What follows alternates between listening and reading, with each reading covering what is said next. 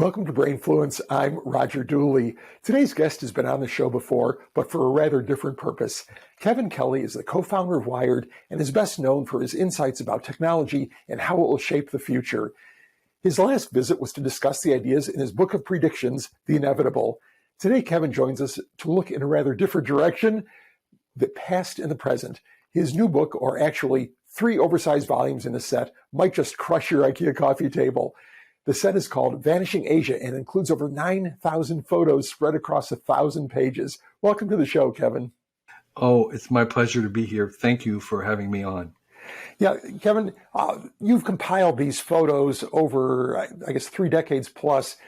When did you start thinking about this as a project as opposed to just photography and hobby? So actually, I've been working on it for 50 years. Oh, wow. I set off in 1972. It was my college. I went to Asia with a camera. I didn't really know what I was going to find. I had no clue about what was in Asia because I was in a very provincial part of the East Coast, New England, New Jersey, where I grew up. But I was from the beginning trying to document those traditions that seemed to be disappearing even from first sight. And as I went on, it became very real to me that those ancient textures and festivals and ceremonies and costumes were disappearing before my eyes. And I just acquired a compulsion to document them, maybe with the idea of doing a book sometime in the back of my mind. But what that would look like was never really very clear until recently when I stopped traveling. I haven't been anywhere for 2 years, and I got my mind to finally make a book out of these 50 years of stuff that I've been photographing. And so I had the chance to do that. And the result is this 3-volume set called Vanishing Asia, which documents all the traditional things that have been disappearing between Turkey in the West and Japan on the East. It's really an amazing compilation. And, it seems like it's a project that adopted you where you began I'm sure kind of casually, and then suddenly this gradually seeped into your bloodstream and became a passion project. And I haven't seen the entire set yet because as we're speaking, the books have not been published, but you've sent a nice sample in PDF format, and it's really a gorgeous photography. I mean, I guess the thing that comes to mind would be National Geographic photography, but I think it's probably fair to say that where they would tend to focus on the image itself. In other words, a fascinating image, not that they certainly don't document important things, but you are really focused on the people, the practices, the art, and it's just really a phenomenal compilation. Well, thank you. It is a work of passion. As I said, over 50 years, where in the beginning I was doing it kind of like, I would say, full-time. Then later on, as I aged in life, I decided I would need a career. And then it became kind of something I would do a little bit on vacation. And then as my own journey into technology continued, most of my livelihood was basically talking to people in Asia about the future of technology. And then I would piggyback on journeys into the remote parts on top of that. And that was how I finished the travel. So in the process, I got to see not just the Asia that was disappearing, but the Asia that's appearing, the Asia of the future. And it was the Asia of the future that was my professional interest. This was my, as I said, my compulsion, the little bit of thing that I was addicted to was finding these little pockets where the past was still there and recording them before they were gone. Do you speak any Asian languages, Kevin? I understand enough Chinese to be dangerous because my wife is Chinese and my kids are bilingual, and I've been hearing it for so long. Although, as they will tell you, my accent is so bad that they don't want to hear me speak it. Did you have difficulty getting to some of these places or finding them or communicating with the people? I have to imagine that many of the particular things that you documented were not in the big cities where you've got transportation and English-speaking people and whatnot, but you really had to get off the beaten track. How did that work? As I said, I've been doing this for 50 years, and 50 years ago, the world was a very different place. In the early 70s, many places in Asia, I'm thinking of, say, Afghanistan or in the Himalayas, were not just that they were backwards for their time. They were living in the 15th century. They were actually centuries old, and it was like a time machine. I had the privilege of getting on a time machine and being transported back to medieval times. A city like Kathmandu, which was 500,000 people and no vehicles. Everybody, not even bicycles. Everybody walked everywhere. Porters carried the stuff that trucks, even animals might have. And in those days, there was very little information. There were no guidebooks to the many places I was going to. So finding things was difficult. I remember my early travels in Bangladesh, there were no hotels. And so I was staying on the missionary circuit, being passed from one missionary to another, because that was really the only choice there was, or places like northwestern Pakistan, where there were literally no roads. You were just driving through the plains on the dirt. And so that was a different era, and that was an era where the information was scarce, and what it meant was I often was spending my time at the least interesting places, wasting time, you can almost say, because I had no idea where the good stuff was. That is a complete reversal now, today, in this era, and I still travel to these remote areas where you do research and you can kind of find out from people where there are still some places, and you can actually, make a reservation in a Newbear hotel, and I can hire a driver online and pick me up. And so there, the information and where to go is very, very clear, but you have the disadvantage that you're not the first person with a camera to be there. Right. And so, so things have changed, and that's one of the lessons of Asia. I would say is that they are going through hundreds of years, centuries of development in several decades.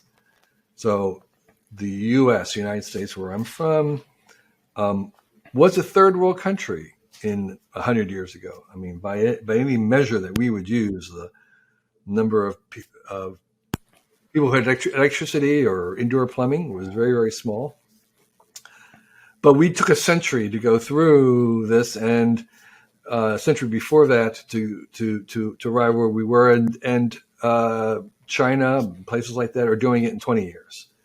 And so that acceleration is thrilling and disorienting, because it's very clear people in Asia are going 1,000 miles an hour, but they're really not sure where they want to go. Is there I would guess that maybe that's a silly question, but is there a danger to that pace of modernization? I mean, obviously, it seems like you're losing so much, but perhaps if it happens over a longer period of time, there might be more of a sense of preservation. Do you agree with that? Yes, and there's different modes. So again, one of the ultimate contrasts of these two very large countries like India and China, China's solution is to bulldoze the past. They just basically clear cut, get rid of it, leave it behind, kind of a Maoist approach. It's like they're going to put it behind them and they're just going to go forward. And they literally have bulldozers bulldozing the old sections of cities and stuff, just completely eliminate them. India has a very different attitude. The India says we're going to build on top of the old and not change the old at all. And that's like, it was already chaos central, and now it's like, could it be more chaotic? Yes, because we're going to add the new stuff on top of the old stuff without taking it away.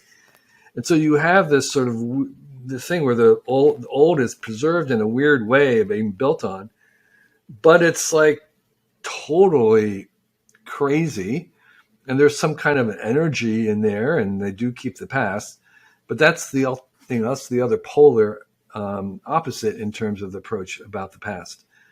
So these things are leaving, and China has rebuilt it. A really popular thing is to make these old towns, they call them, which are basically new towns that are built like old towns, except they have electricity and built-in plumbing and everything. So they have some of the veneer of an old town, and they're much better looking than a modernist concrete building, but they are not in any way an old town. And so the past is it's a way of I think in order to really have a good view of the future, to have a valid or helpful or productive view of the future, you have to have some sense of history. And most of the good futurists I know are really good historians. And in fact, the further you kind of want to look into the future, I think the more you have to look into the past, partly because of momentum, partly because of repeating patterns, partly just to understand the cultural dynamics of wherever you're talking about. And so I think it's harder to not have a past and think and do well in the future. And one of the things I've noticed is that my book, Vanishing Asia, is actually appealing even to Asians, because in some cases they are not even aware of this stuff in their own country. And secondly, there's more diversity within Asia than there is between Asia and, say, the West. I mean, I would say, there's differences between, I don't know, Pakistan and Korea, maybe more than between the U.S. and Korea. So there's still an awareness of culture and the past and history that serves not just outsiders like me, but even people within Asia. Yeah, I think we're probably somewhat kindred spirits, although I'm somewhat less adventurous, Kevin.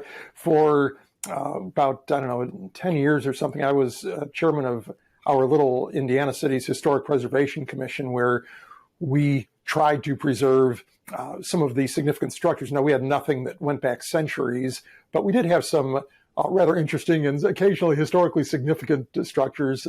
But even there, it was a very difficult fight. There were always people who wanted to develop a property, could show that what they wanted to put in was much more valuable than what was there now. We did manage to save 5 beautiful riverfront homes from turning into a drugstore and drugstore parking lot, which was one of our achievements. We saved an original Carnegie Library that was headed for the junk pile. So a few little things like that, but it's so important. And right now I'm in Austin, Texas, and I just read an interesting story today that the Alamo, believe it or not, was almost destroyed around the turn of the century, from the 19th to the 20th century. At that point, there was no value placed in its history. It was being used to store groceries or foodstuffs and whatnot. They'd built a warehouse around part of it. They didn't even know that parts of the structure were encased in the warehouse.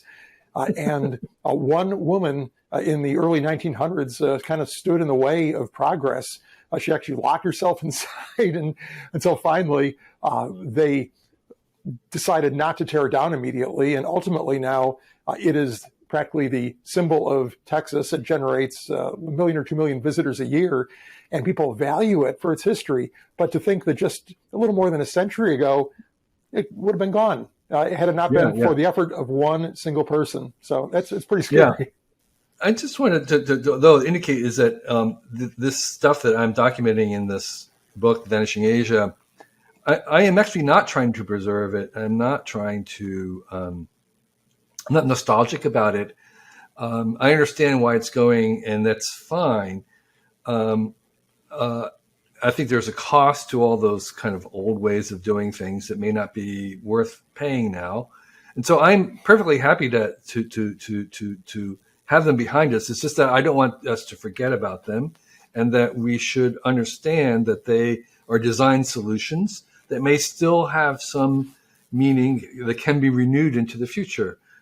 We will still make new fashions, and some of these ideas may be recyclable or renewable in new fashion, or architecture and how we design our home. If we were to actually grow materials, we may want to revisit bamboo houses and how that kind of grown material could be used in the house. And so this is an attempt to kind of try and not prevent these changes and from being eradicated, but just saying, here's a document about what they are, and at least they live on in this visual way. Well, that's a good clarification, Kevin. And I think, even as a preservationist, I was aware that you could not save everything, even everything that was Right. pretty good. But I think it's important for any culture or group to have the occasional tangible reminder of their past and their history. If you look at the Alamo now, it's a touchstone for Texans, and the fact that one little tiny structure, which I'm sure you've been there at one point or another, for those folks who haven't been there and have perhaps seen a movie about the Alamo, it's way smaller than you'd expect. You pull up in front of it and It's like, that's the Alamo? I expect something much bigger. But this one little mission building has ended up having such cultural significance. I'm curious, when you started your photography work 50 years ago, clearly you were using film. Did you transition to digital at some point, Kevin? And how did that transition go? I did transition to digital, and having transitioned, I will never return to film again. There is a kind of a little bit of a hipster fashion in terms of the retro, going back using film as well as vinyl, but film. It's like there is no way I'd ever return to film, because in every way that I can think of, digital is better, and digital can imitate whatever film can do. And there's just so much more control. So I say good riddance to film, although in the beginning, that's all that I had. And I often would set out with 500 rolls of film in my backpack, which seems like a lot, but there's only 36 little exposures on a roll. And I would, on average, shoot 2 rolls a day. And when I told people back in the 70s that I was shooting 2 rolls of film a day, that's 70 pictures, they would be flabbergasted. They would be astounded, blown. Their minds would be blown that anybody could take 70 images a day, because most people, including my family, would have a roll of film that they would do one a year. They would do the entire year in one roll of film, Christmas, birthday party, whatever, 1 or 2 shots. And so the idea of doing 2 rolls a day, 70 a day, was like, that is insane. And that just shows you how far we've come in our own journey with now images. You take that many shots in 5 minutes. Exactly. Everybody does. Yep. Yeah, the book is organized in an interesting way, Kevin. Logically, you might think, well, let's set up chapters by or sections by region and then countries. So this is going to be the Turkey chapter, and we're going to have maybe different regions in Turkey or different cultures and so on. But you took a different approach. Describe how you organized it. Well, actually, it is in fact generally organized in direction from west to east, but there are themes as well. So some of the themes might be kind of a pan-Asian thing, like tea. So I would have a whole thing on growing tea, different regions, picking tea, transporting tea. There's a famous tea horse road in China that goes from Tibet down to Pu'er, or tea houses and the tea culture that goes as far as Istanbul. And then other times I had a theme of just color, like for some reason the Indians have a preference for orange.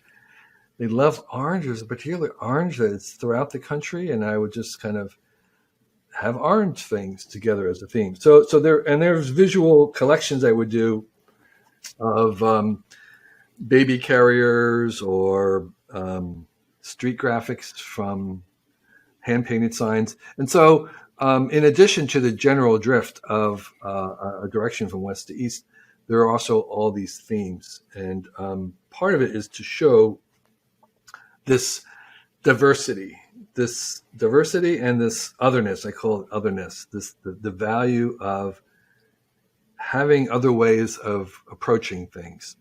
And I think it's very important that we have different ideas and think differently, because in the new economy, thinking different, having different differences is the chief engine of innovation and creation and wealth.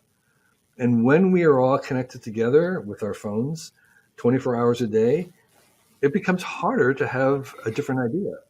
And so part of what this book is about is to say, here's a bunch of different ideas, mostly from the past, but partly because of the differences in isolation and cultural things. Here are a bunch of different ideas about how to have a life. I'm sure you had some fascinating experiences and maybe a few scary ones. Was there any point during your travels when you were pretty sure you were going to die? Remarkably, no. Partly because while there's certainly crime in Asia, there is less personal crime in terms of being personally threatened. People don't carry guns around. I mean, the idea that everybody should be carrying a gun would seem to them utterly insane. And the more conservative you are, the more you would be sure that that's not a good idea. And so, so there really wasn't the danger of personal affront, or you might be pickpocketed, and that was always a possibility, but not danger. Of course, the greatest danger was just riding the buses, just traffic accidents, because traffic rules were always suggestions. Right, that line down the middle of the road was a suggestion, and so that was by far the greatest. And there were some rides in the mountains on some buses. We were coming in the Himalayas. We were coming around curve, and you might have just missed the previous bus coming at you. So that was probably the closest that I got to feeling my life was in danger.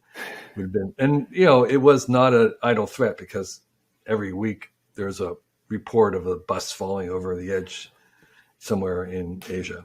I've been on a few of those, both in Asia and other countries, with winding mountain passes that are wide enough for one vehicle, and it's pretty scary. You're putting a lot of trust in the drivers.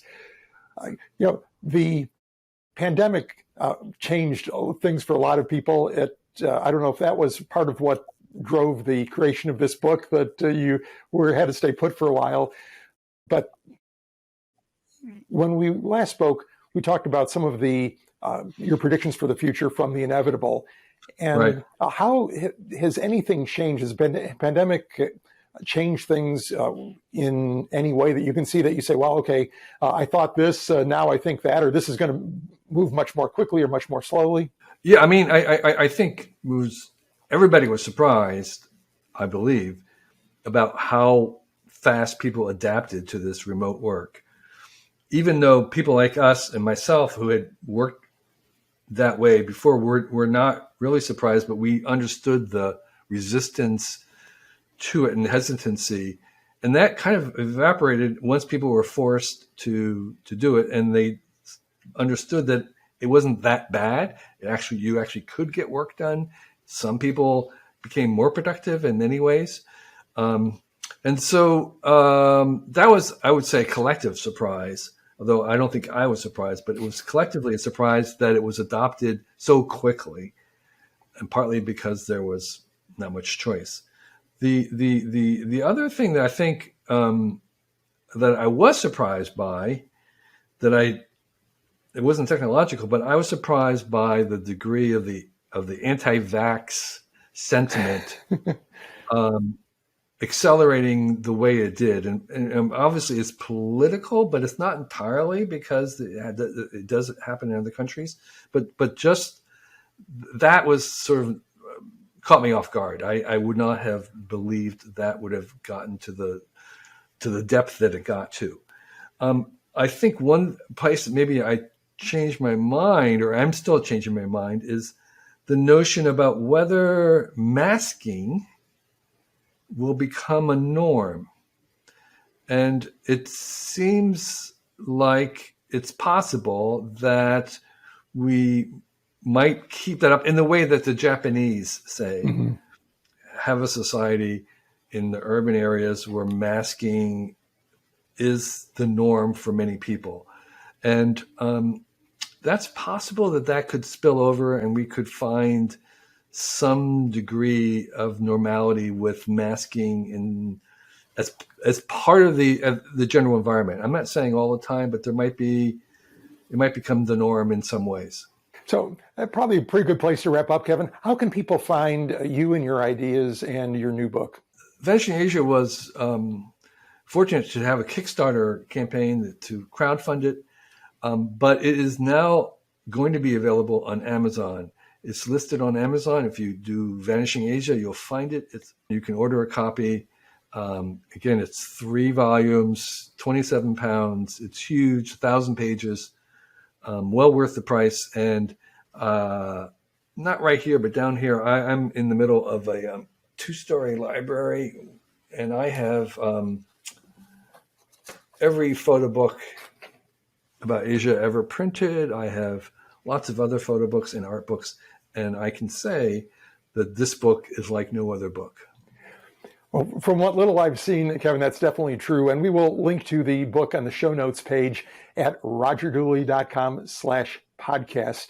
We'll have text and audio versions of our conversation there as well. Kevin, thanks so much for being on the show.